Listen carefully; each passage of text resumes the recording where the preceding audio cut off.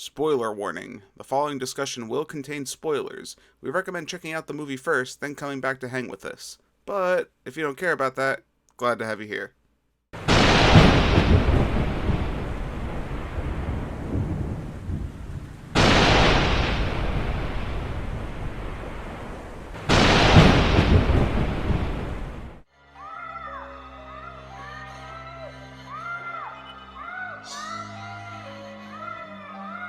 Jason. All right, everybody, welcome back to another episode of The Real Review. My name is Kevin. And I'm John. And we are The Real Movie Guys. Welcome to Real Terror Month, a series where we discuss movies that will send chills down your spine. On today's episode, we will be taking a look at Frankenweenie. When a boy's beloved dog passes away suddenly, he attempts to bring the animal back to life through a powerful science experiment. I would say, like, the closest thing I could really think of, that essentially this movie is like a child's retelling of Frankenstein, right? Yeah. Crafted by our buddy Tim Burton over here, who was just recently in our series for Beetlejuice. This is a more recent movie. It came out in 2012. Ironically, Frankenweenie isn't an original movie, quote unquote.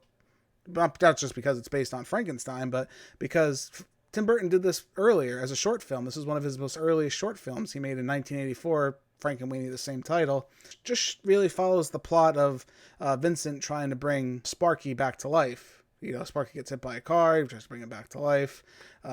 Whatever, you know, they have the kind of climax in the tower, just like Frankenstein. So it's kind of fun to see him getting, flesh out his vision. We get to see him take a short that he made a long time ago and go, all right, I'm going to breathe new life into it and give it a full-fledged story and add my twist to it.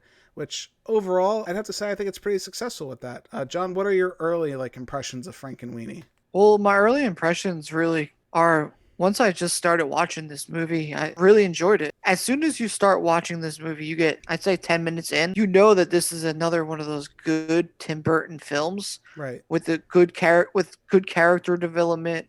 Like the way he shoots things and the way things are pictured and animated on this movie. Right. I feel like the storytelling and all that is like really, really good. I felt this is one of his really good movies, like especially after Nightmare Before, with this like around the same time as Nightmare Before Christmas and that stuff. Yeah. I feel like it's the same style that he has done very well with. Let's go into our positives, because I have some interesting feelings about this movie.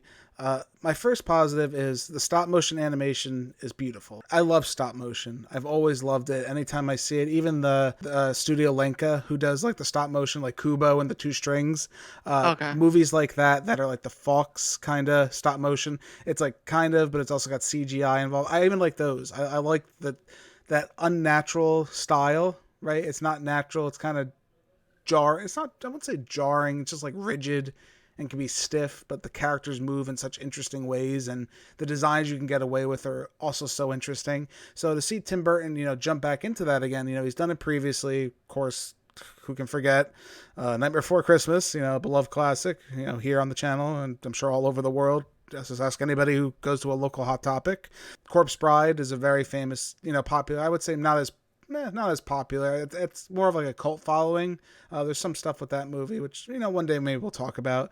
But Frankenweenie, is on the heels of all that. So Tim Burton's really got that style down, and he doesn't let me down at all. I always loved Tim Burton's art style. I can always appreciate it. I would say maybe this movie's a little pulled back, if anything. I feel like he doesn't really add anything new to his art style. Like, these are all kind of character models we've seen before. You can tell the most love went into the Sparky character, the dog. He definitely had the most love, most attention, every little stitch, every little detail. He has like a one Dalmatian patch on him. I really like the style of Sparky. I think he did a really good job with that. John, how do you feel about the stop motion for this movie? Yeah, I also enjoyed it. It's one of those things too that I feel like some people don't like stop motion, but I feel like, especially in a movie like this, it does it such a great service to the movie in general and the storytelling that I feel like it helps this movie out a lot. Right, and it's just a signature style. Like, you see it, it's Tim Burton, just his art style in general. You just know it, like the elongated features and, the emo-looking kid characters. You know it's a Tim Burton movie. You know what you're getting yourself into. I also find it really interesting, too. If you've watched Tim Burton's movies, you can see that some of the characters from some of his other movies are in this movie, too. Right. which I is mean, kind of interesting because you yeah, think about it, like you can see that certain character yeah, you can. in like this movie, Yeah, you there's know? always been rumors of like the shared universe. We're going into Marvel territory over here. You got the shared universe theory where like Nightmare, Corpse Bride, and this are connected. Uh, I don't know. Maybe there's credence to it. Maybe there's not. I think Zero's grave is actually in the graveyard when he goes to bury Frank or Sparky. I thought that was a fun little nod. Are they nods? Are they connected? Let us know in the comments. I want to know what you people think about that. Going forward, though, the other extremely unique thing about this movie, before I even go into what I really want to talk about, is it's black and white. That's not common at all for a kid's Oh. movie. Not even for a regular movie. That's usually like a death sentence nowadays. Oh, it's black and white. I can't watch that. I think it works beautifully in this movie. Black and white, I just always love. It has that gives that instant noir feeling, that instant like throwback to a greater age of cinema. It's just funny seeing it in like a kid's movie, right? Just seeing like a full on black and white. There's not even an ounce of color ever. Well, and the funny thing is too, when I first started watching this movie, I don't know if I like that it's black and white, but the longer I watched this movie, and even to like the whole end, I feel like the black and white maybe helped it so much in a way. Like if they put color in this movie, I would have liked it less Right. because the black and the white helps out the scene so much. It helps My out tell the story in a way. my only issue, I wouldn't say it's an issue, but maybe an adjustment that should have been made, is they should have added, it looks too clean at times. Like the movie's just too clean, if that makes any sense. Like when I'm watching this, I expect it to be like an old film reel kind of showing of a movie. So maybe if they threw in like film grain and like little defects here and there, that might have added a little more to the experience. Because again, this movie's trying to go for something that I really want to get into. Okay. The reason I really brought this movie on for Real Terror Month, the reason I thought it was important, is this movie is a love letter, right, to the classic horror movies, especially movies starting from like the 20s through the 50s. Your Frankenstein, obviously, Dracula, Creature from the Black Lagoon, The Mummy. Not even just that. Boris Karloff, one of the greatest like actors of the generation, who played the Mummy, which is ironic because Nassor, the character, who's voiced by Martin Short, who actually has a triple duty in this movie, which we'll get to a little bit later. Nassor is a tribute character through and through. He's a tribute to Boris Karloff. He sounds just like him. Number one, like, oh, colossal, rise from the grave. And he talks just like him. And even funnier, they make nod to the whole, like, because he played the Mummy. Boris Karloff, among other, like, monsters, obviously. He played the Mummy, and then they get, wrapped in bandages and thrown in a sarcophagus at the end of the movie. Amazing, right? All these characters feel they walked right out of, like, a classic horror movie, but it's interesting because they're in a modern setting. Ryukrusky, Oh, I love that guy. He's played by Martin Landau. So if you know, Martin Landau is, he's been in tons of Outer Limits he's from. He's worked in previous films with Tim Burton. Again, and we'll talk about the voice acting overall is amazing in this movie. We'll get into that, I promise. But like I said, that character alone is just like, he's the embodiment of everything you love and like the old school horror campiness of like explaining how lightning and reanimation works, and this town doesn't know what they're doing.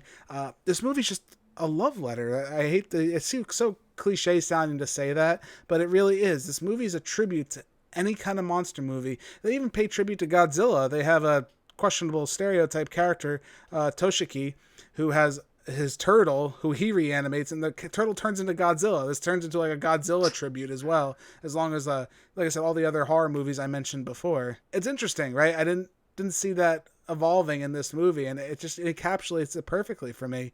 One of my highest recommendations I can honestly give this is if you have young kids, this is like a good introduction into like the horror movie franchise. Like if you want to test the waters to see how your kids would maybe do with some of those classic monster movies, this would be a good tool to use, I feel like, for that purpose. I also feel like the characters that they came up with too, like when they had the cat and the bat combined together. I feel like those like combinations that they did too were really interesting. Right. And it's And I like felt that, like it created a good like type of monster. Like well, yeah, it's like the show. It's supposed to be like it's supposed to be like Dracula. That's what he essentially turned into. So you had like Dracula versus Frankenstein and the burning down windmill at the end of the movie. Even like the death of that character, it was a little extreme, right? He had a giant piece of wood just land through his chest and impales the the vampire cat. But I mean, it was over the top, especially for a kid's movie, which I love. But again, the usual suspects, a lot of usual suspects in this movie. Catherine O'Hara, who we just talked about from Beetlejuice. She plays Mrs. Frankenstein. She also does the weird girl, who's like who has the cat. Oh, the dog next. Yeah, she's like, this is his poop. I love that scene where she's like showing his poop and there's like a foreboding thing about to happen.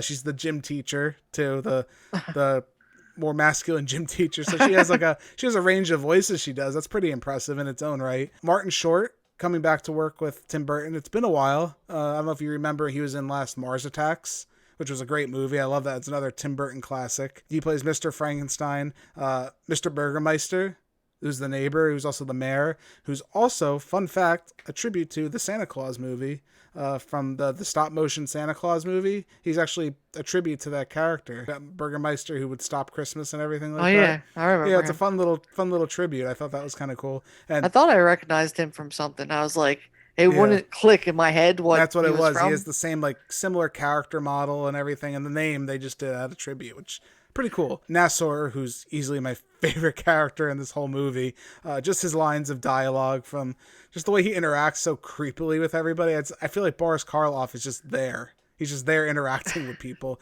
and Martin Short does a great impression of him, especially with the whole Colossus rise, and you expect this giant monster to come out, and it's just a little hamster wrapped in bandages. He has like a mausoleum dedicated to his hamster. Again, silly and crazy, but I love that. I think that's freaking-tastic. Martin Landau, we talked about, obviously, in this movie. Atticus Schaefer, I'm not too familiar with his work, but he did play Edgar Igor. That's his name. I don't know if you know the reference there, reference to Igor from the Frankenstein, who even talks like him, like, yes, master, yes, yes. Did a great job. It was a fun tribute to that character. Winona Ryder, again, Beetlejuice. We were just last talking about her. She plays Elsa Van Helsing, the neighbor girl, which I thought was great. Van Helsing is perfect, too, for the last name. Little nods like that I really do like. The more you can catch, the more endearing it is. Like I said, the sea monkeys, almost like a tribute to Gremlins. In a way, they explode when they start eating. It's like something bad happens to them. I thought that was really fun. A lot of just fun sequences, right? Overall, just the monsters, like you said, I thought were really creative. You had like what was it? I think it was a rat that turned into like a werewolf. Almost. Oh, yeah. It was like what is this? It's crazy. But even the transformation, he was trying to pay tribute to the golden age of cinema, which he's done before. John, I don't know if you're familiar too much with Sleepy Hollow, that movie that he did back in a long time ago. Johnny Depp was in that, which is weird that Johnny Depp's not in this movie. It's kind of surprising. Him and Helena Bonham Carter are both not in this movie. It's like a first for him in a while. They're always in something, at least one or the combination of the two. But this reminds me of Sleepy Hollow. Sleepy Hollow was more for adults, of course, but that played more tribute to like the olden school horror of the blood, and either you got it or you didn't. It was more of a tribute film than anything else. The last thing I want to talk about that's really positive is the score. Danny Elfman, of course, comes back with a beautiful score. I mean, if you've seen a Tim Burton movie, you've heard the bum bum bum bum bum bum. This was one of his better scores in more recent times. I feel like a lot of Danny Elfman's score kind of gets recycled in and out in a lot of his movies. This one had the whole like orchestra theme behind it, and it kind of interwove some of those like classic monster, like it just reminded me of a better time. So I think Danny Elfman paid a little more tribute to that time period through his score. So I thought that was definitely more powerful. Going into the negatives. So I do unfortunately have some negatives that I don't want to give for this movie, but they're kind of glaring and, they have to be brought up. The ending. The thing about this movie is it's a Tim Burton movie made with Disney. Now, Tim Burton's been he's garnered a relationship back with Disney, but he was always very anti-Disney early on in his career. Nightmare Before Christmas was made by Touchstone. A lot of people don't know. It wasn't necessarily with Disney. Disney acquired it later through the Touchstone deal and all that, so they got lucky. They got what they wanted. This movie, it ended wrong for me. I don't know if you feel the same way, John. At the end, Sparky, he fights the vampire bat monster cat, and they have the big battle, and assumably he's dead, right? So the message to me at that point should have been, Vincent should have learned, leave dead be, don't bring it back. You have to move on. You can't always bring everything back. That's not the message at the end of this movie. That would have been like a strong message, just let it be. It's time to let him go. It's natural. It's more like the message is literally Martin Short comes in as Mr. Frankenstein and tells Vincent, sometimes adults are wrong. Let's bring this guy back to life. They bring Sparky back to life. He kisses the other dog who's supposed to be like Bride of Frankenstein, which she has like the little thing. I didn't talk about that. That's kind of funny too. But he brings it back to life. Movie's over. Everybody's happy. I don't think that was the right ending. I don't at all. I don't agree. I think it would have been more ballsy. I don't think Disney would have let it happen. But we've seen Disney allow heavier material in more recent movies. Coco's a good example where they deal with death interestingly, where, they let it happen and it's natural. But this movie, I feel like it couldn't pull the trigger on that what it wanted to tell. I feel like maybe that was a potential ending and they just couldn't pull the trigger on it. Yeah, I can see what you're saying with that. It didn't bother me that much. It just, to me, seemed like another Disney ending where And that's my problem. They want it to be happy, and that's my problem with it. I just think it wasn't the right move, especially the message it was kind of sent. I mean, I'm not all about, think of the kids, think of the children. I don't know if I want to send that message to kids like, oh, well, don't worry, we'll get him back. Don't worry about it. It'll be okay. I think a lesson could have been taught maybe a little bit better there. Just saying, throwing it out definitely. there. Also, my other issue is the initial concept interesting, right? So the whole Frankenweenie story, the short film, comes through strong, right? And those are some of the strongest parts of the movie. My issue is, while I absolutely love that it's a love letter to the old horror movies, it kind of loses its way throughout the movie. It's disjointed at times, kind of meanders in the middle, like it doesn't know where to go. Once Sparky's brought back to life, the movie doesn't have like a clear path. Yeah, the science fair is like looming and all the kids are trying to get ready for the science fair, and it just doesn't fit. It feels like two different movies. Then by the time we get to the monster climax of this movie with all the animals resurrected and brought back as monsters or just transformed in general, they're both good, but they don't mesh well together, if that makes any sense. It feels too disjointed for what it could have been. It's like he really loved his Frankenweenie idea, which I do too. I do love that idea and I think it's interesting, but I don't know if he knew what else to tell beyond that story. So he said, well, since I can't think of anything else, why don't I just make this an homage to, the old school horror movie, since that's essentially what my story was to begin with. And that's what it felt like. It felt like two different ideas that were kind of slapped together. Kind of like Sparky. He's a bunch of different pieces, so this movie's kind of like that too. Not that it's bad, right? I think they're both well executed. I would question if they belong together, if there wasn't maybe a more seamless way they could have transitioned from that one story into the next more cleanly and more efficiently. The only other thing, unfortunately, it's not really that original, so that hampers it a little bit too. It's the story of Frankenstein. As much as it's an homage, it's also just kind of retelling Frankenstein. It didn't really add anything new. New, I would say, that was unique or different that we haven't seen in these movies before. You could argue, not every movie needs to reinvent the wheel. Sometimes you just want a good story. With Tim Burton, I expect maybe a little more out of him, a little more that style, pushing boundaries, pushing things a little differently, and he kind of played it safe. This movie is very safe for what it was, and I don't know if that was Disney's involvement. I don't know what the case was, but it didn't feel very, like I said, only other movies he made, like talked about Beetlejuice, we talked Nightmare Before Christmas, we spoke about briefly, even Corpse Bride, even Alice in Wonderland's a completely different retelling of the story. This didn't seem to want to push any boundaries with that. I felt like very safe for Tim Burton. Last thing I'll say, there's really no character development in this movie. While Sparky and Victor have a very strong relationship, that bond is just strong in general. I don't even know if it's really developed, I would say. It's more just a boy and his dog who love each other, right? That's the bond that we go with. Developed more than that, I wouldn't really say there was anything more detailed. No one really changes for the better or grows or learns any lessons. That's something you do like to see in a movie. Everyone's kind of like, in this movie, just flat.